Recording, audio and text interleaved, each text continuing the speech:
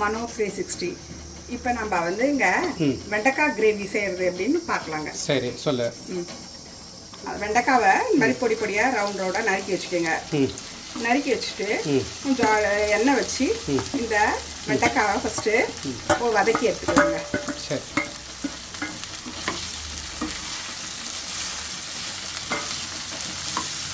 இந்த மாதிரி வதக்கும் போதுங்க இந்த குழகுழப்பெல்லாம் போயிடும்.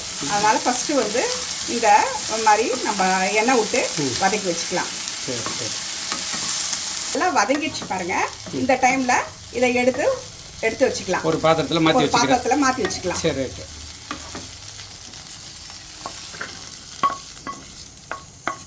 காஞ்ச உடனேங்க கடுகு, உளுத்தம்பருப்பு, சீரகங்க. கடுகு, உளுத்தம்பருப்பு, சீரகமும் பெருங்காயத்தூளும் போட்டு கொஞ்சம் தாளிச்சுக்கலாங்க.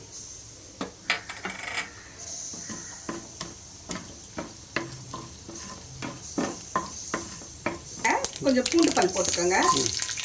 அப்புறம் வெங்காயம் போட்டுக்கோங்க. நல்லா வதக்கிக்கலாம்.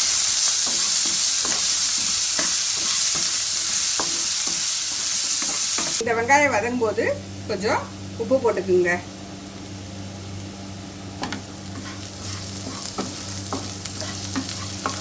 இந்த வெங்காயம் பூண்டு நல்லா வதங்கினவுன்னாங்க இந்த தக்காளியை ஊற்றிக்கலாம். நம்ம ஒரு தக்காளி அடிச்சு வச்சிருக்கியா மிக்ஸியில்? வத்த குழம்புக்கெல்லாம் அடிப்போம்ல, அது மாதிரி அந்த மாதிரி இது. இந்த தக்காளியும் சேர்த்து நல்லா வதக்கிடும். இந்த வெங்காயம், தக்காளி, பூண்டுலாம் நல்லா இது மாதிரி வதங்கின உடனே மஞ்சப்பொடி போட்டுக்கலாம். ஒரு 1/4 டீஸ்பூன் மஞ்சப்பொடி போட்டுக்கோங்க.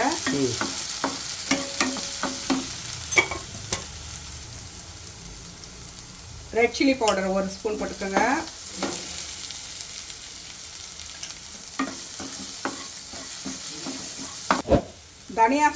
தனியாத்தூள் 1 ஸ்பூன் போட்டுக்கோங்க.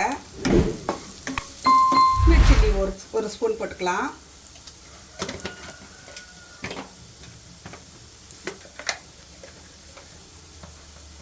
சீரகத்தூள் ஒரு 1/2 ஸ்பூன் போட்டுக்கலாம். இது எல்லாத்தையும் நல்லா வதக்குங்க. வதக்கிட்டு கொஞ்சோண்டு தண்ணி விட்டுக்கலாம். அந்த மிக்சியில் இருக்கிற தண்ணியை விட்டுக்கோங்க.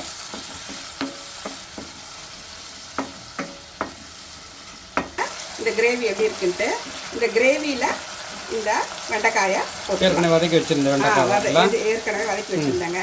அதை இப்போ போட்டுக்கலாம்.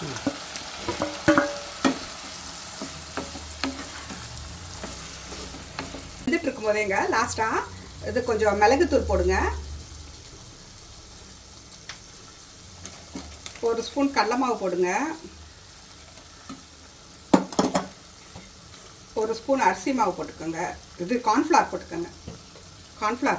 1 ஸ்பூன். இதை நல்லா இது பண்ணிடுங்க. ஒரு 5 நிமிஷம் அப்படியே அந்த இதுலேயே எல்லாம் எதுவும் ஒன்றா சேர்ற மாதிரி அப்படியே சிம்மில் வச்சு ஒரு 5 நிமிஷம் அப்படியே வேகலாம்.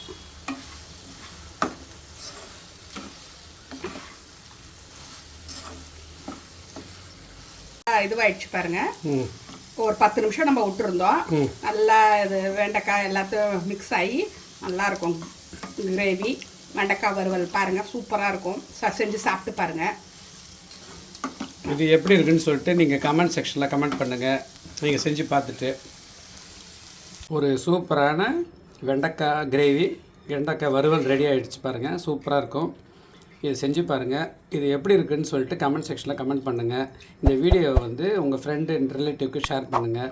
சப்ஸ்கிரைப் பண்ணுங்கள். இன்னொரு வீடியோவில் நம்ம சந்திப்போம். அது வரைக்கும் பாய்.